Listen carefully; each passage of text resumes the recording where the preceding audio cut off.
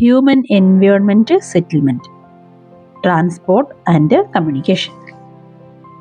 മനുഷ്യൻ പരിസ്ഥിതിയെ ആശ്രയിച്ചാണ് ജീവിക്കുന്നത്. ഭക്ഷണം ഉൽപ്പാദിപ്പിക്കുന്നതിനും വീടുകൾ നിർമ്മിക്കുന്നതിനും മികച്ച ഗതാഗത മാർഗങ്ങൾ വികസിപ്പിക്കുന്നതിനും ആശയവിനിമയം നടത്തുന്നതിനും മനുഷ്യൻ പരിസ്ഥിതിയിൽ മാറ്റങ്ങൾ വരുത്തി. സെറ്റിൽമെൻറ്റ്സ് എന്താണെന്ന് നോക്കുകയാണെങ്കിൽ, ആളുകൾ തങ്ങളുടെ വീടുകൾ നിർമ്മിക്കുന്ന സ്ഥലങ്ങളാണ് സെറ്റിൽമെൻറ്റ്സ്. ജലം സുലഭമായതിനാലും ഭൂമി ഫലഭൂയിഷ്ഠമായിരുന്നതിനാലും നദീതീരങ്ങൾക്ക് സമീപം നേരത്തെ തന്നെ ജനവാസ കേന്ദ്രങ്ങൾ വളർന്നു വന്നു. സെറ്റിൽമെൻറ്റ്സിന് പെർമനൻ്റ് സെറ്റിൽമെൻറ്റ്സും ടെമ്പററി സെറ്റിൽമെൻറ്റ്സും ആകാം. കുറച്ചു സമയത്തേക്ക് താമസമാക്കിയ സെറ്റിൽമെൻറ്റ്സുകളെ താൽക്കാലിക സെറ്റിൽമെൻറ്റ് ഓർ ടെമ്പററി സെറ്റിൽമെൻറ്റ്സ് എന്ന് പറയാം. ദീർഘനാളത്തേക്ക് താമസിക്കാൻ വീടുകൾ നിർമ്മിക്കുന്നതിനെ പെർമനൻ്റ് സെറ്റിൽമെൻറ്റ്സ് എന്നും പറയുന്നു. സെറ്റിൽമെൻറ്റ്സ് ഗ്രാമമോ നഗരമോ ആകാം. ഗ്രാമീണ വാസസ്ഥലങ്ങൾ ഒതുക്കമുള്ളതോ ചിതറിക്കിടക്കുന്ന തരത്തിലുള്ളതുമായോ നമുക്ക് കാണാനായിട്ട് സാധിക്കും. ഗ്രാമീണ മേഖലകളിൽ ആളുകൾ കൃഷിയാണ് കൂടുതലും ചെയ്യുന്നത്. നഗരപ്രദേശങ്ങളിൽ സേവന വിഭാഗത്തിലാണ് ആളുകൾ കൂടുതലായി ഏർപ്പെട്ടിരിക്കുന്നത്. ട്രാൻസ്പോർട്ടേഷൻ നോക്കുകയാണെങ്കിൽ, ഗതാഗതം എന്നത് ആളുകളും ചരക്കുകളും നീങ്ങുന്നതിനുള്ള മാർഗമാണ്. ചക്രം കണ്ടുപിടിച്ചതോടെ ഗതാഗതം എളുപ്പമായി. മുമ്പ് കഴുതകൾ, കോവർ കഴുതകൾ, കാളകൾ, ഒട്ടകങ്ങൾ എന്നിവയാണ് ഗതാഗതത്തിനായി ഉപയോഗിച്ചിരുന്നത്.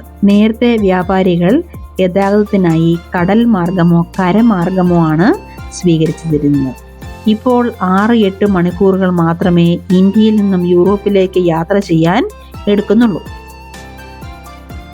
4 പ്രധാന ഗതാഗത മാർഗങ്ങളാണ് ഉള്ളത്: റോഡ്വേസ്, റെയിൽവേസ്, വാട്ടർവേസ്, എയർവേസ്.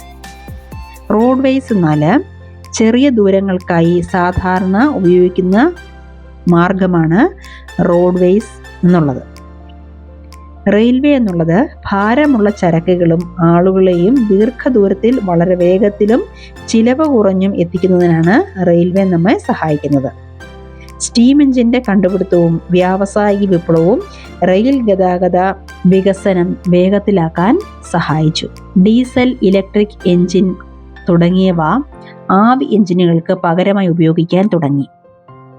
യാത്ര വേഗത്തിലാക്കാൻ ഇപ്പോൾ സൂപ്പർ ഫാസ്റ്റ് ട്രെയിനുകളും വന്നു തുടങ്ങി.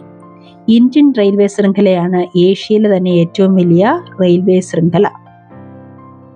അടുത്തത് വാട്ടർവേസ് എന്താണെന്ന് നോക്കുകയാണെങ്കിൽ, ഭാരമേറിയതും വലുതുമായ ചരക്കുകൾ ദീർഘദൂരത്തേക്ക് കൊണ്ടുപോകുന്നതിനുള്ള ഏറ്റവും ചിലവ് കുറഞ്ഞ മാർഗമാണ് വാട്ടർവേസ് അഥവാ ജലപാതകൾ. 2 തരം ജലപാതകളാണ് ഉള്ളത്: ഉൾനാടൻ ജലപാതകളും കടൽ മാർഗങ്ങളും. സഞ്ചാരയോഗ്യമായ നദികളും തടാകങ്ങളും ഉൾനാടൻ ജലപാതകളായി ഉപയോഗിക്കുന്നു. കടൽ മാർഗം തുറമുഖങ്ങളിലൂടെ ബന്ധിക്കപ്പെട്ടിരിക്കുന്നു. എയർവേസ് നോക്കുകയാണെങ്കിൽ, ഏറ്റവും വിദൂരമായ പ്രദേശങ്ങളിലും റോഡുകളും റെയിൽവേയും ഇല്ലാത്തയിടത്തും എത്തിച്ചേരാനുള്ള ഏക ഗതാഗത മാർഗമാണ് എയർവേസ്. അടുത്തത് കമ്മ്യൂണിക്കേഷൻ. മറ്റുള്ളവരിലേക്ക് സന്ദേശങ്ങൾ കൈമാറുന്ന പ്രക്രിയയാണ് ആശയവിനിമയം അഥവാ കമ്മ്യൂണിക്കേഷൻ എന്നതുകൊണ്ട് ഉദ്ദേശിക്കുന്നത്. വിവരങ്ങൾ നൽകുന്നതിനും വിദ്യാഭ്യാസം നൽകുന്നതിനും വിനോദത്തിനും വ്യത്യസ്ത ആശയവിനിമയ രീതികൾ ഉപയോഗിക്കുന്നു. പത്രം, റേഡിയോ, ടെലിവിഷൻ എന്നിവയിലൂടെ നമുക്ക് ധാരാളം ആളുകളുമായി ആശയവിനിമയം നടത്താൻ കഴിയുന്നു. അതിനാൽ അവയെ ജനകീയ മാധ്യമങ്ങൾ എന്ന് വിളിക്കുന്നു. ഉപഗ്രഹങ്ങൾ, ഇന്റർനെറ്റ്, വയർലെസ് ടെലിഫോൺ എന്നിവയാണ് ആശയവിനിമയത്തിൻ്റെ പ്രധാന മാർഗങ്ങൾ.